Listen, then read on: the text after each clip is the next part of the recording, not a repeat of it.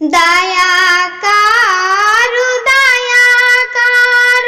शिव गुरु महादेव, यहाँ के महिमाया गमाया पार, यहाँ के महिमाया गमाया पार।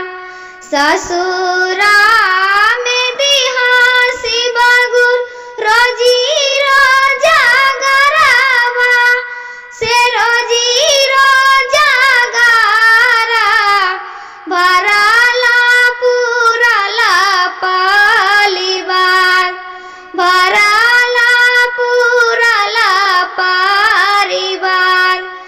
नहीं में दिहा शिव गुरु भाई से भाती जाबा, से भाई से भाती जाबा, माई बापा रहे आबाद, माई बापा रहे आबाद। पति जी के दिहा